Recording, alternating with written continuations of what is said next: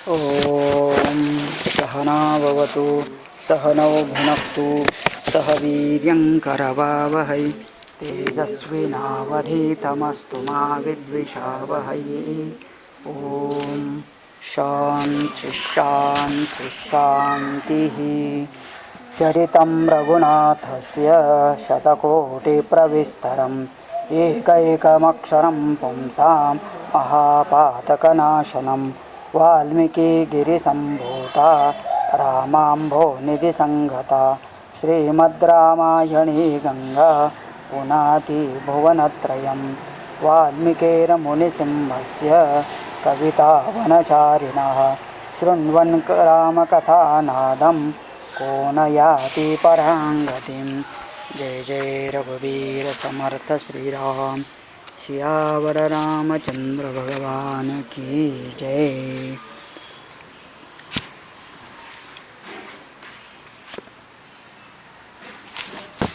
त्रयोविंशति सर्गः ओवर। तो 23rd सर्ग में विश्वामित्र सहित श्री राम और लक्ष्मण सरयू और गंगा के समीप पुण्याश्रम में रात बिताते हैं। और अभी उस आश्रम में ठहरने के बाद अगले दिन वह उस गंगा तट पर के आश्रम से आगे जाते हैं। तो क्या होता है उसकी कथा आगे आती है। अथ चतुर्विंशः सर्गः 24वां सर्ग चालू होता है। ततः प्रभाते विमले कृताह्निकमरिन्दमौ विश्वामित्रं पुरस्कृत्य नद्यास्तीरमुपागतौ। ततः प्रभाते विमले, अगले दिन उस आश्रम में रात भर रहने के बाद अगले दिन कृत अन्हिकम अरिंदमऊ, उन दोनों ने अपने उठ करके नित्य नियम से, अभी जैसे विश्वामित्र जी ने उनको नियम डाल दिया, सवेरे सूर्योदय से पहले उठना, स्नान करना, संध्या वंदन करना, उसको कहा जाता है कृत अन्हिकम। अपना डेली जो भी प्रेयर होता है करने के बाद विश्वामित्रम पुरस्कृत्य, विश्वामित्र जी के साथ नद्याः तीरम उपगतौ, नदी के तीर पर गए। वहाँ कौन सी नदी थी? गंगा नदी। गंगा और सरयू के संगम पर उस आश्रम में वो रुके थे। और अभी गंगा और सरयू दोनों एक हो जाती है और फिर वहाँ से आगे अभी उनको जाना है। ते च सर्वे महात्मानः मुनयः संशितव्रताः उपस्थाप्य शुभां नावं विश्वामित्रमथा ब्रुवन्। ते च सर्वे महात्मानः, वो सभी महात्मा लोग, मतलब वहाँ उस आश्रम में सब लोग जो महात्मा लोग रहते थे सब उपासना करने वाले थे। संसितव्रताः मतलब बहुत सारे व्रत पालन करने वाले। उपस्थाप्य शुभाम नावम, उन सभी ने मिलकर के एक नाव का आयोजन किया, मतलब वहाँ नाव ला करके खड़ी कर दी और कहा विश्वामित्रम अथ अब्रुवन, विश्वामित्र जी से वो बोले, क्योंकि गंगा को पार करना इतना आसान नहीं, बहुत पानी बहता है, ठंडा पानी बहता है और फिर उससे पार करना है तो फिर तैर के जाना भी टाइम लेता है। तो इसीलिए उन सभी महात्माओं ने पास से एक नाव बुलाई और उनको कहा आरोहतु भवान् नावम राजपुत्र पुरस्कृतः अरिष्टं गच्छ पंथानं मा भूतकालस्य पर्ययः। तो हे महर्षि, आप इस नाव पर आरूढ़ होकर के इन राजपुत्रों के साथ, राजपुत्र पुरस्कृतः, आप अपने मार्ग पर जा सकते इस नाव में बैठ करके। कारण अरिष्टम गच्छ पंथानम, आपके मार्ग में कोई विघ्न न आ जाए, और माँ भूत कालस्य पर्ययः, और काल भी ज़्यादा न लगे, का मतलब आप जिस उद्देश्य जहाँ पर जा रहे हैं उसमें विलंब न हो, लेट न हो, इसलिए इस नाव पर बैठ करके आप चलिए। तो विश्वामित्र जी क्या कहते हैं, तथेत्युक्त्वा तान् ऋषीन् प्रतिपूज्य च ततार सहितस्ताभ्यां सरितं सागरंगमम्।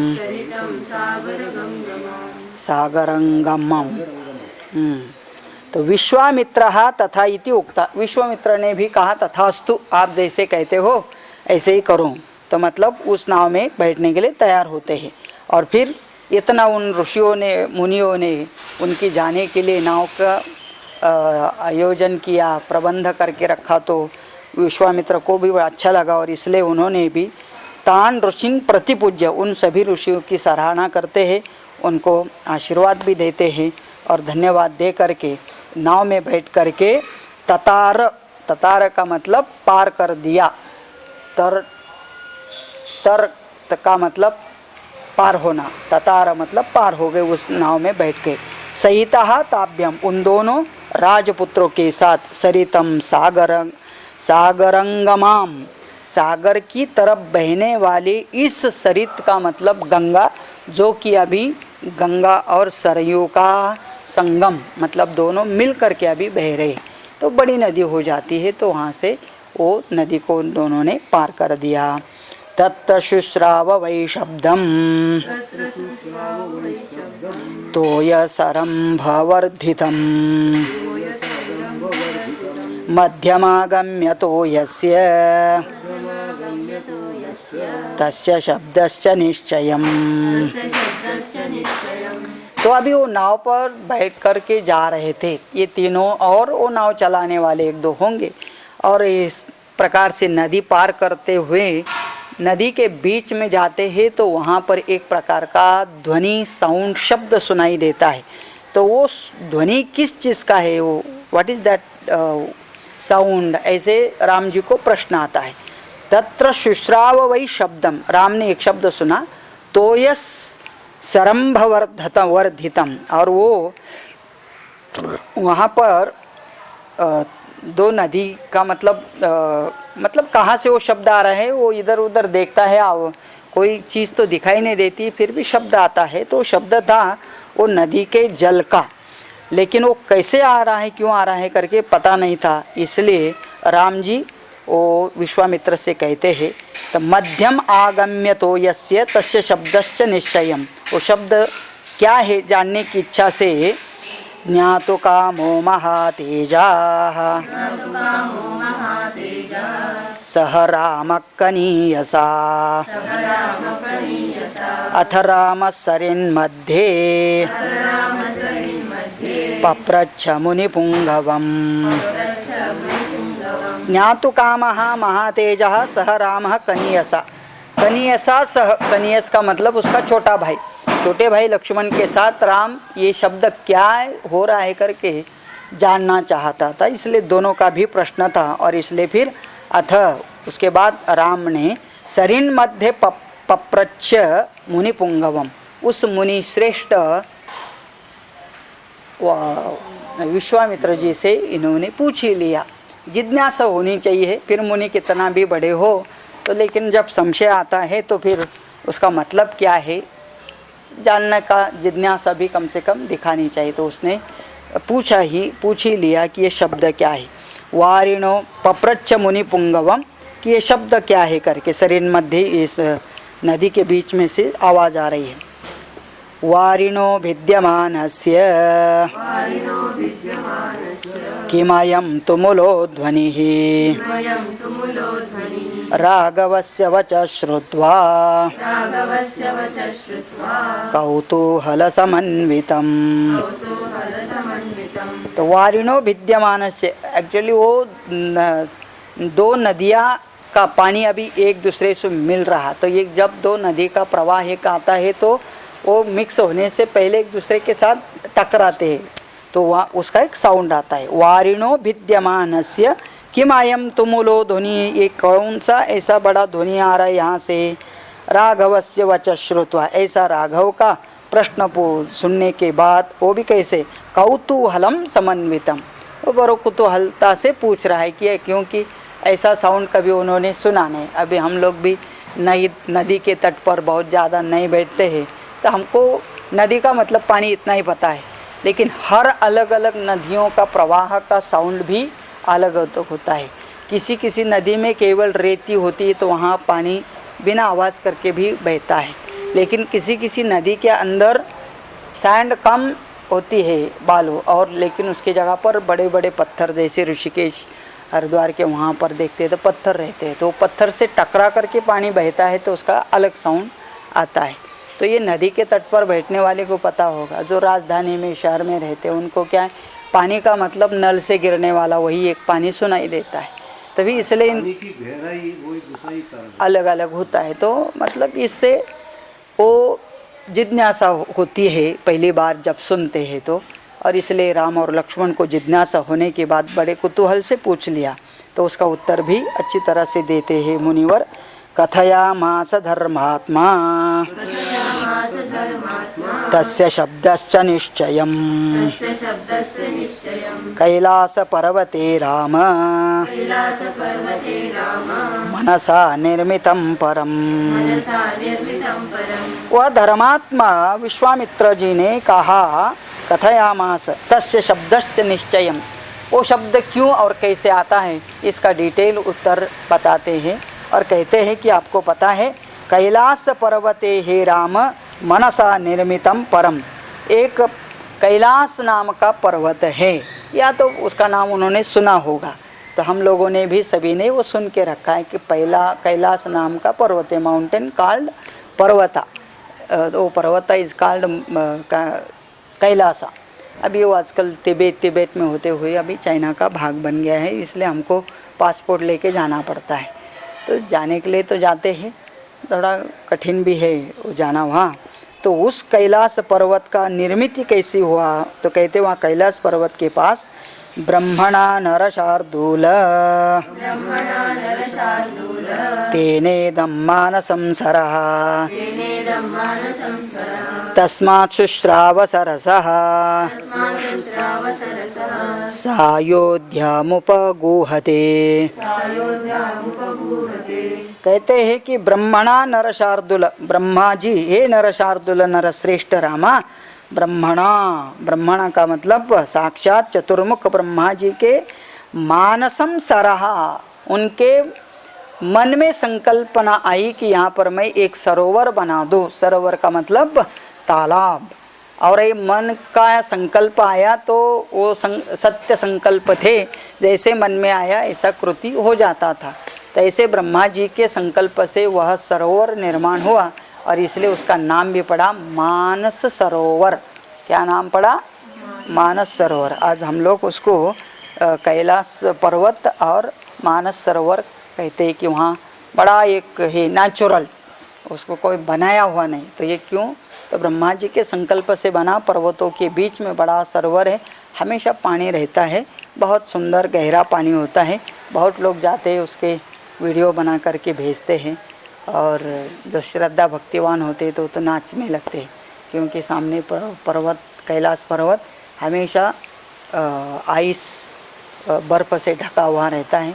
जब सूर्योदय होता है तो पहली किरण जब पड़ती है ना, तो पूरा सुनहरी लगता है कि स्वर्ण के जैसे उसका अलग अलग रूप होता है, जैसे जैसे ऊपर आता है सब।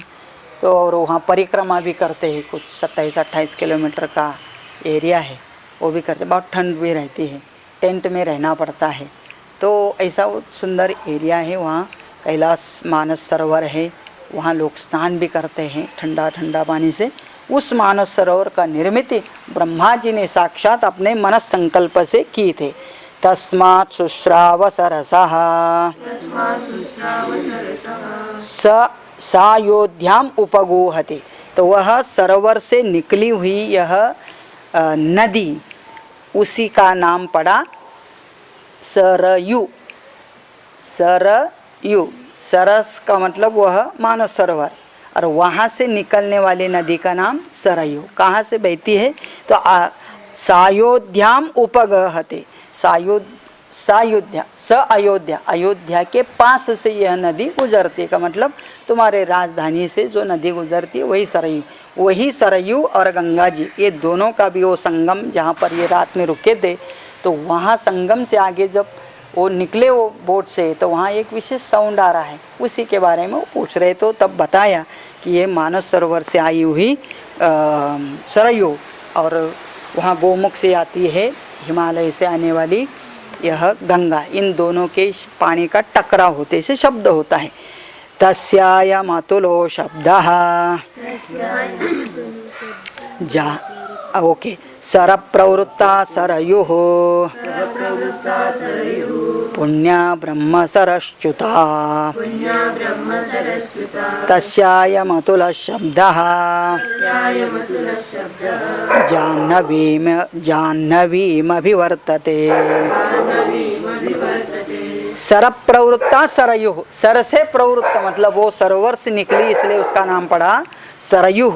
पुण्या ब्रह्म सरश्च्युता, और वो साक्षात ब्रह्मा जी का बनाया हुआ सरस, इसलिए बहुत पवित्र माना जाता है। इसलिए अयोध्या के पास से गुजरने वाली सरयू भी पवित्र है और गंगा जी भी पवित्र है। इसलिए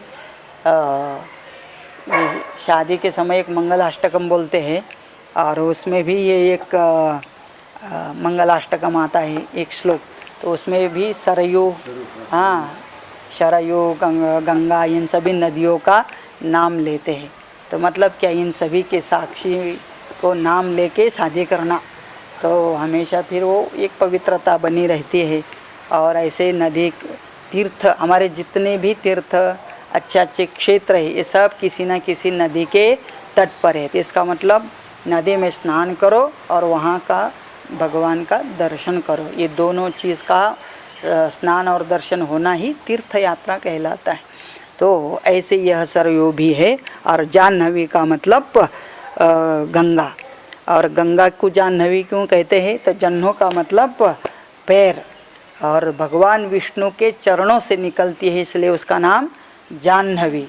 और बाद में इस भूमि पर आती है, तो वहाँ वो भी कैलाश पर्वत में भगवान शिव बैठे हैं, तो उनको पता चला कि अभी वैकुंठ से भगवान विष्णु के चरणों से गंगा आ रही है, तो इसका वेग इतना ज़्यादा होगा, स्पीड, तो वो भूमि को छेद करके पाताल चले जाएगी। तो फिर ये जो सगर ने प्रार्थना करके गंगा जी को भूमि पर लाया, वो भूमि पर नहीं रह के पाताल में जाएगी। इसलिए भगवान शंकर को प्रार्थना किया कि आप इस गंगा का वेग कम करने के लिए आपने जटा में धारण कीजिए। तो इसलिए सीधा स्वर्ग से गंगा भगवान शिव के जटा में घुस जाती है।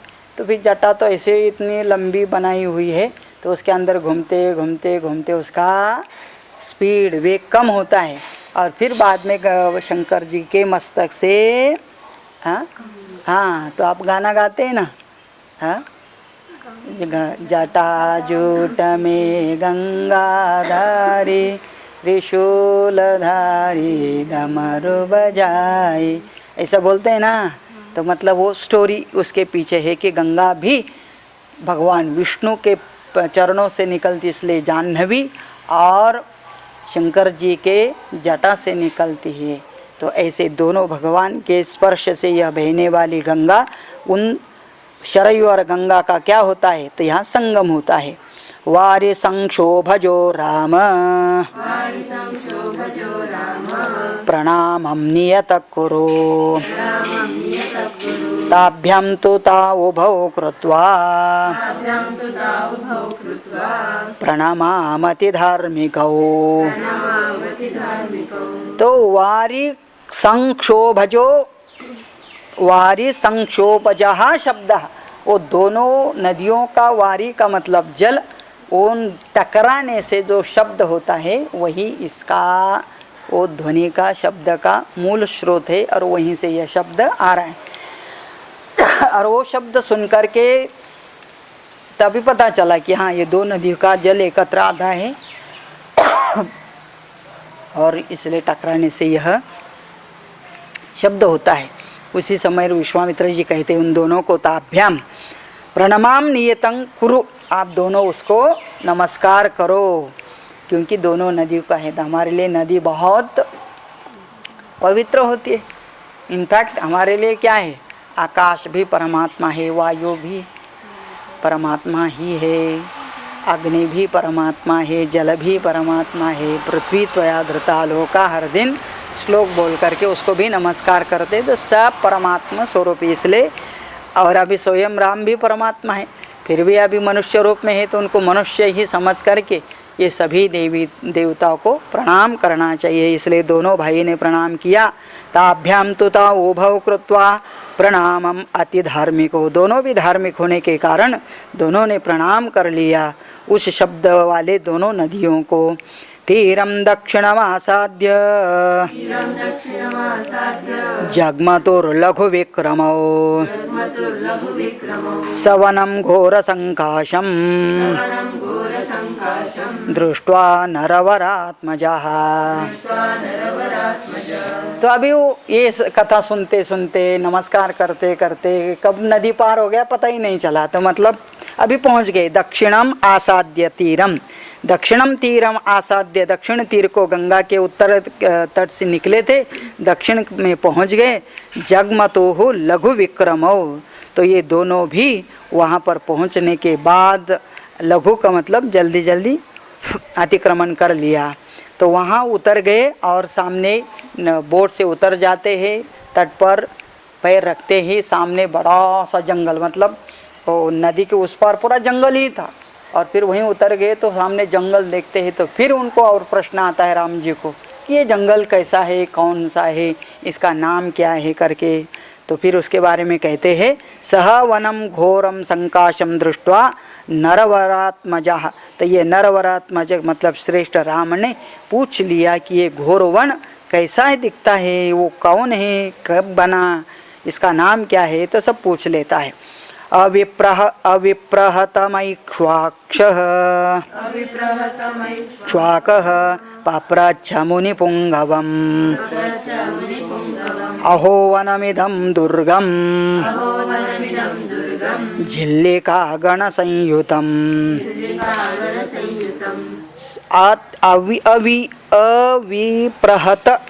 अविप्रहतम ऐक्ष्वाकः पप्रच्छ मुनिपुङ्गवम्। तो उसको देख करके यह राजकुमार ने उन्होंने पूछ ही लिया, पप्रच्छ मुनि पुंगवम, मुनि श्रेष्ठ को, अहो वनम इदम दुर्गम, ये भयंकर वन, झिल्लिका गण संयुतम, यहाँ पर झिल्लिका का मतलब अलग अलग ऐसे कीट पतंग होते हैं ना, ऐसे इनके बड़ा किर्र साउंड करने वाले भयंकर जंगल, अलग प्रकार का उसका भी ध्वनि। तो ऐसे यह झिल्लिका गण संयुक्त जंगल ये कौन है, किसका है, किसने बनाया, इसका नाम क्या है करके पूछ रहे। भैरवै स्वापदै किरणम शकुन्तैर्दारुणारवैः नाना प्रकारैः शकुनैः शकुनैः वास्यद्भिर्भैरवस्वनैः। भैरवैः मतलब ये इसके अंदर क्या है, भैरव का मतलब ही होता है भयंकर। तो अलग अलग स्वापद, स्वापद का मतलब जंगली प्राणी, जंगली पेड़ से भरा हुआ यह स्वापदैः किरणम संकीर्ण है। शकुंतलैः दारुणारोही, अलग अलग प्रकार के बड़े बड़े पक्षियों के भी वहाँ रव का मतलब शब्द सुनाई दे रहा है। नाना प्रकारैः शकुनैः, कभी पहले ऐसे पक्षी नहीं देखे जो ये जंगल में वो देख रहे थे, उनका शब्द सुन रहे थे। ये सब बड़ा विचित्र वर्ण देख करके उन्होंने पूछ ही लिया ये क्या है। तो फिर पहले उसमें क्या क्या दिखाई देता है वो सब का वर्णन हो रहा है। सिंह व्याघ्र वराहैश्च वारणैश्चापि शोभितम् धवाश्वकर्णककुभौभैः बिल्वतिन्दूकपाटलैः। सिंह व्याघ्र वराह ये सब प्राणियों के नाम है। सिंह मतलब लॉयन, व्याघ्र का मतलब टाइगर, वराह का मतलब तो जंगली बियर। तो ये सब वारणैः च शोभितम, इन ऐसे प्राणियों से सुशोभित हुआ यह जंगल। धव अश्व कर्ण ककुभ बिल्व तंदुक पाटल, ये अलग अलग वहाँ के प्राणियों के नाम जो हम लोग धव का धौरा कहा जाता है, ये अलग प्रकार का है। अश्व का कर्ण, अश्व के जैसे कान वाला एक, और ये भी एक कुछ वृक्ष के पान भी इनके प्राणियों के आकार के जैसे। ककोभ अर्जुन नाम का पेड़, बेल, तिंदुक, तेंदु, तो अलग अलग प्रकार के यह बेर, सब प्रकार के वहाँ पर उन्होंने क्या देखे, सब पेड़। मतलब हाँ, हो भी सकता है। अश्वकर्ण एक प्रकार का शाल वृक्ष, मतलब ये सब वृक्ष का चल रहा है। इनका नाम तो वहाँ धौल हाथी भी दिया है। और इस प्रकार से संकीर्णम बदरीभिश्च किन्वेदं दारुणं वनम तमुवाच महातेजा विश्वामित्रो महामुनिः। तो कहते हैं, उन्होंने पूछा संकीर्ण बद्री भी, बद्री का मतलब बेर, बोर, तो ऐसे पेड़ों से युक्त यह वन, किंतु किम इदम दारुणम वनम, भयंकर ऐसा इस वन कैसे बना, क्या नाम इसका। तो जब ऐसा पूछा तो उसका उत्तर देते महामुनि विश्वामित्रः तम उवाच महातेजा विश्वामित्रः महामुनि श्रूयतां वत्सकाकुत्स्थ यस्यैतद्दारुणं वनम् एतौ जनपदौ स्फीतौ पूर्वमास्तां नरोत्तम। तो श्रूयतां वत्स, हे वत्स प्रिय राम, काकुत्स्थ वंश के उत्पन्न, यस्य एतद् दारुणं वनम, ये दारुण वन की कथा तुम सुनो। ये तो जानपदौ स्फीतौ पूर्वमास्तां नरोत्तम, पहले ये दो जानपद थे, जनपद मतलब दो एक प्रकार के जिला एरिया था, तो दो डिस्ट्रिक्ट जैसे थे, और वहाँ पर दो उन दोनों का अलग अलग नाम पढ़ाया, अभी साथ साथ दो नाम बताते हैं। मलदाश्च करुषाश्च देव निर्माण निर्मितौ पुरा वृत्रवधे राम मलेन समभिप्लुतम्। तो कहते हैं मलदाः च करुषाः देव निर्माण निर्मितौ, तो देवों के द्वारा निर्मित दो प्रदेश थे, एक का नाम था मलद और दूसरा का था करुष। अब इन दोनों के भी क्या चीज़ है करके तो बताते हैं कि पुरा वृत्रवधे राम मलेन समभिलुप्तम। तो देवराज इंद्र कभी पृथ्वी पर आकर के वहाँ रहने वाले एक राक्षस का नाश किया था, उस राक्षस का नाम है वृत्रासुर। तो वृत्रासुर का वध करने के बाद क्या हुआ, इस ये दो जंगल के नाम से, एक मलद और दूसरा करुष, इसका मतलब होता है, मलद का मतलब मल और करुष का मतलब क्षुधा, क्षुधा का मतलब भूख। So one is dirt and the other one is the hunger. ऐसे ये दो काइंड ऑफ तत्व, ये दोनों भी वृत्रासुर का वध करने के बाद इस इंद्र के शरीर में प्रवेश कर गए। एक मतलब इंद्र इस मल से मलिन हुआ और दूसरा वह क्षुधा से पीड़ित हुआ। क्षुधा चैव सहस्राक्षम ब्रह्महत्या समाविशत तमिन्द्रं मलिनं देवाः ऋषयश्च तपोधनाः। क्षुधा चैव सहस्राक्षम ब्रह्महत्या समाविशत। तो जब वृत्रासुर का वध किया तो उस वध के कारण इसको मलिनता आ गई, क्योंकि उसका नाम ही है ब्रह्महत्या। तो उसने एक राक्षस का नाम किया, तभी वो जीव है, किसी भी जीव का विशेष करके मनुष्य आदि जीवों का मारने को ब्रह्महत्या कहा जाता है। तो फिर वो ब्रह्महत्या का पाप लग गया और उसके कारण उसके अंदर ये क्षुधा मतलब करुष घुस गया। किसको? सहस्राक्षम, इंद्र का और एक नाम है सहस्राक्ष। कहते कि उसको सहस्त्र का मतलब 1000 आँखें थे उसके पूरे शरीर पर, मतलब उसको भी वो पहले शाप दिया था, तो उसके कारण वो ऐसा बना। तो सहस्राक्षम मतलब वह इंद्र, उसको ब्रह्महत्या समाविशत। तद तम इंद्रम मलिनम देवा ऋषयश्च तपोधना। तो ऐसे मलिन हुए इस इंद्र को अभी पवित्र करने के लिए सभी ऋषि और देवता क्या करते हैं तो बता दे। कलशै स्नापयामासुः मलं चास्य प्रमोचयन् इह भूम्यां मलं दत्त्वा देवाकारुषमेव च।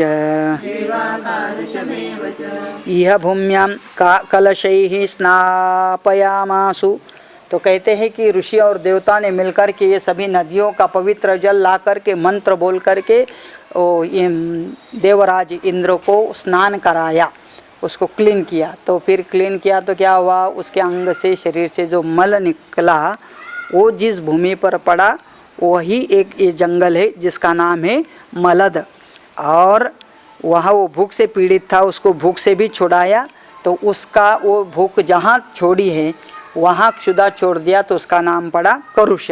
तो ऐसे इंद्र के शरीर से निकले हुए ये दो तत्व यहाँ गिरने के कारण इस पूरे एरिया का नाम उस दोनों तत्व से पड़ा है करके कहते हैं। यह भूम्यां मलम दत्वा देवा कारुषम एवच। देवताओं ने यहीं छोड़ दिया उस मल और कारुष को। निर्मलो निष्करूपश्च नहीं शरीरजं महेन्द्रस्य ततो हर्षं प्रपेदिरे। निर्मलो निष्करूपश्च शुद्ध इंद्रो यथावत।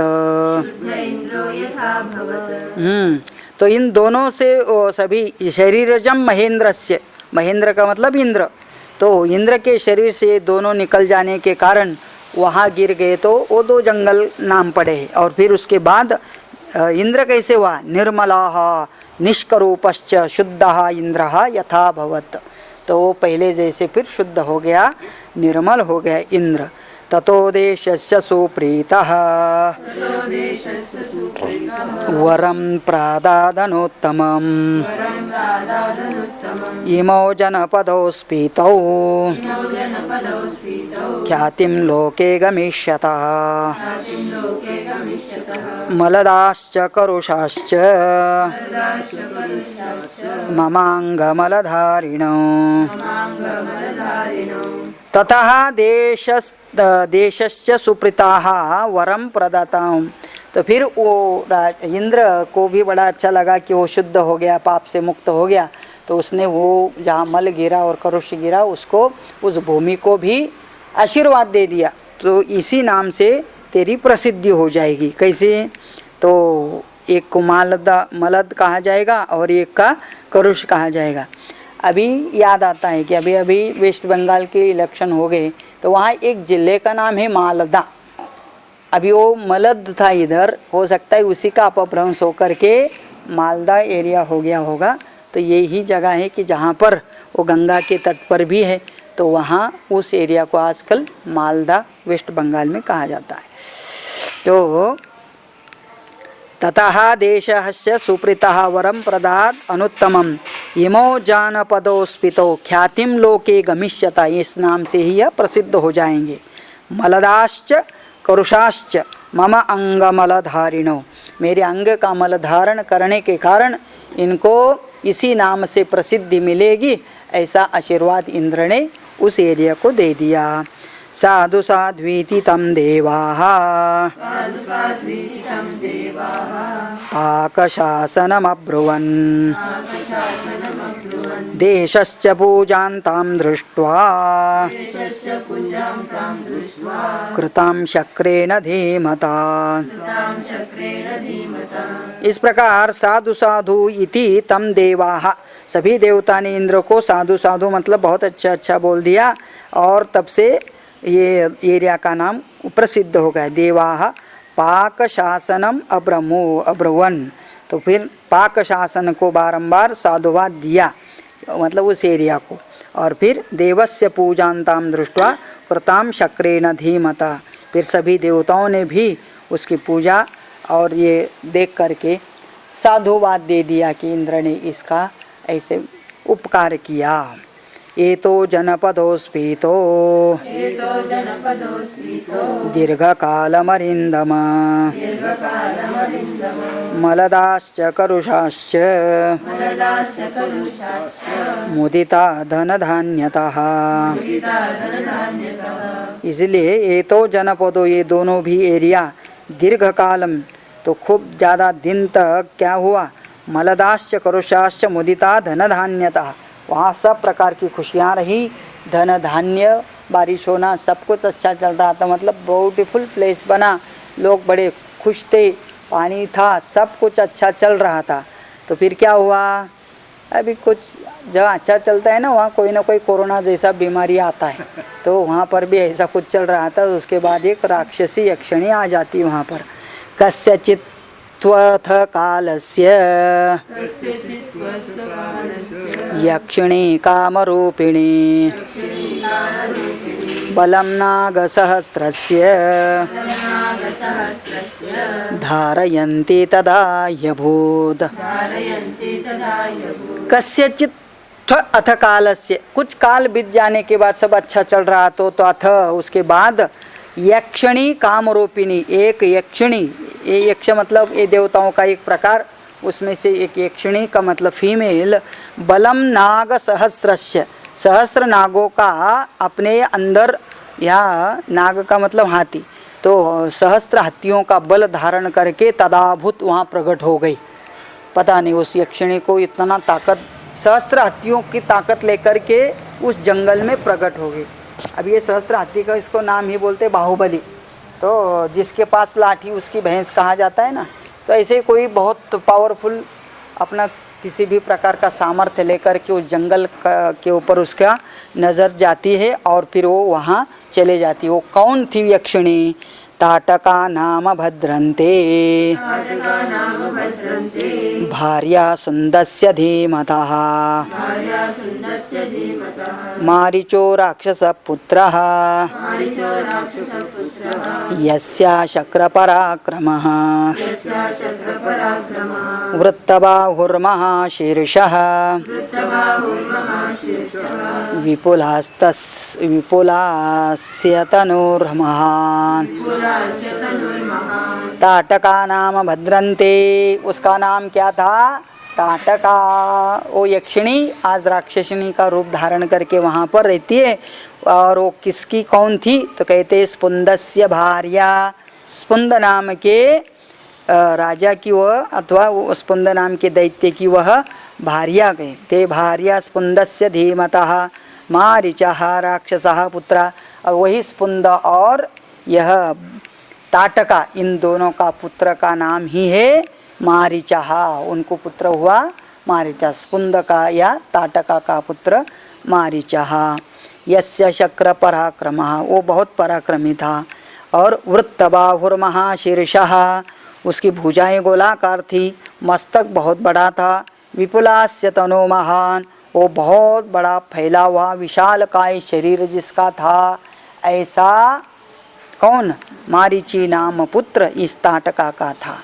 बस अभी जब जहाँ भी यह दैत्य का वंश बढ़ जाता है, इतना शक्ति होने के कारण फिर बाकी सभी के ऊपर अत्याचार करते हुए वो रहना शुरू किया। राक्षसो भैरवाकारः नित्यं त्रासयते प्रजाः इमौ जनपदौ नित्यं विनाशयति राघव मलदांश्च करुषांश्च ताटका दुष्टचारिणी। राक्षसः भैरवाकार, वो राक्षसी थी, भयानक थी। भैरवाकार का मतलब भयंकर। नित्यम त्रासयते प्रजा, आसपास वाले सभी प्रजा को तकलीफ देना। इमो जनपदो नित्यम, अभी वो दोनों मालदा और करुष दोनों जनपद को विनाशयति हे राघव, इसने यहाँ त्राही त्राही मचा दी है। ताटका दुष्टचारिणी, ये कौन है, ताटका नाम की राक्षसिनी, इसने यहाँ पर बड़ा दुराचार फैला हुआ रखा है। सेयं पंथानमावृत्य वसत्यत्यर्धयोजने अतएव च गन्तव्यम् ताटकायावनं यतः स्वबाहुबलमाश्रित्य जहीमां दुष्टचारिणे। सा सेयम का मतलब सायम वह ताटका पंथानम आवृत्य, ये कितना वसति अर्धयोजने, अर्धयोजने के मतलब 6-7 किलोमीटर तक इतना फैला हुआ शरीर उसका, वो पूरा एरिया को घेर के बैठी है। इस रास्ते से कोई भी जाता है मनुष्य, तो मनुष्य को उनके लिए तो पिनट्स जैसे होते हैं कि मतलब उठाओ खा लो, उठाओ या मारो, उसके साथ खेलो करके। तो ऐसे बहुत लोगों से तकलीफ देती थी।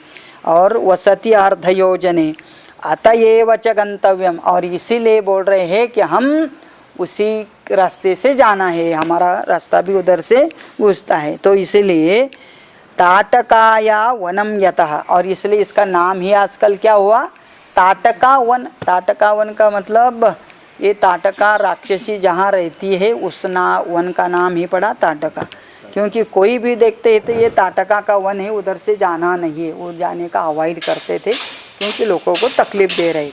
और इसलिए अभी क्या बोला विश्वामित्र जी, चलो आप इधर से ही हमको जाना है, गुजारना, यही रास्ता है अपने आश्रम जाने का। तो स्वबाहुबलम आश्रित्य जहीमाम दुष्टचारिणी, और आदेश दे देते विश्वामित्र राम जी को कि ये देखो इसका लड़का जो मारीची है राक्षस, वो तो इसके कारण बलवान होते हुए हमारे आश्रम तक आ जाते हैं और पूजा पाठ हम करते हैं तो वहाँ जा कर के ये विघ्न डालते हैं, और इसलिए इनका नाश करना तुम्हारा काम है। इसलिए स्वबाहुबलम आश्रित, अपने बाहुबल से जही इसको मार दो, इमाम दुष्टचारिणी सेयम पंथानम आवृत्य, ऐसे ये पंथा को आवृत्य करके बैठी है। मन्ननी योगादिदम देशम कुरु निष्कंटकं पुनः नहि कश्चिदिमं देशं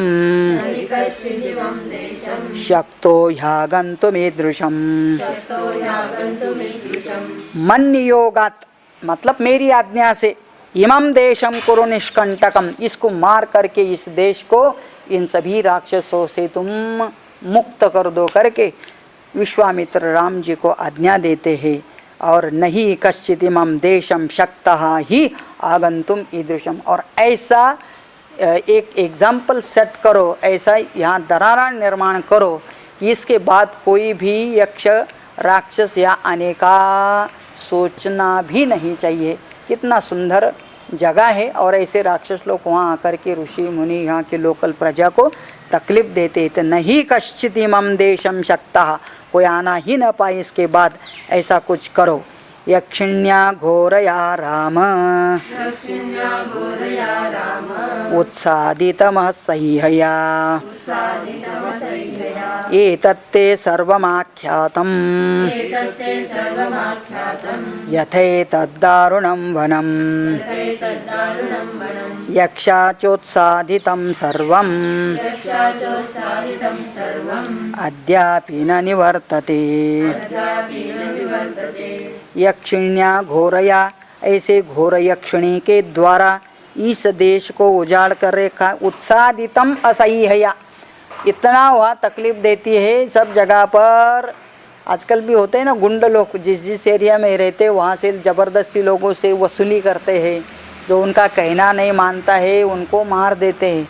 अभी अभी की नया घटना घड़ी है दिल्ली में, तो हमारा एक सुशील नाम का मल्ल का मतलब पहलवान, कुश्ती खेलने वाला, जो ओलंपिक में भी मेडल मिला है, इसलिए सरकार भी बहुत बड़ा पैसा दिया, बहुमान दिया, रेलवे में नौकरी मिली, और अभी वो ट्रेनिंग भी करता था सभी बच्चों को।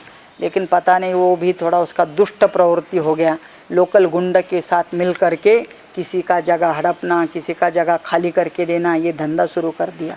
और ये करते करते अपने ही यहाँ पर पढ़ने वाले सीखने वाले एक पहलवान का उसने हत्या ही कर दी करके, तो यहाँ तक पहुँच जाता है। ये कौन है? आधुनिक राक्षस। बहुत बल होता है, शक्ति होती है, पावर होता है, उसका ऐसा दुष्ट रूप में प्रयोग करते हैं। तो इसलिए यक्षिण्या घोरया राम उत्सादितम असह्यया, लोगों को सहन नहीं होता है इसका उपद्रव, इसलिए उसको मार देना चाहिए। एतत्ते सर्वमाख्यातम यथा एतद् दारुणम वनम, तुमने पूछा था ये दारुण वन भयंकर वन क्या है, तो उसकी सभी कथा बैकग्राउंड आपको बता दिया है। यक्षा चोत्सादितम सर्वम अद्यापि न निवर्तते, इसके क्रूर कर्म के कारण यहाँ पर कोई रहता नहीं है, और जो भी रहता है वह कुछ कर भी नहीं पाता है। तो उसी के बाजू में विश्वामित्र जी का भी आश्रम था, तो वहाँ तक ये लोग जा कर के तकलीफ देते थे, और इसीलिए तो राम और लक्ष्मण को लेके आए थे कि इन राक्षसों का इनके द्वारा नाश किया जाना चाहिए। तो ऐसी कथा अगले इसमें भी, जहाँ मतलब अगले इसमें तो इस ताटका नाम दैत्य महिला का नाश करने का प्रसंग आता है, जो कि अगले सर्ग में आता है। इत्यार्षे श्रीमद् रामायणे वाल्मीकिये आदिकाव्ये बालकाण्डे चतुर्विंशः सर्गः।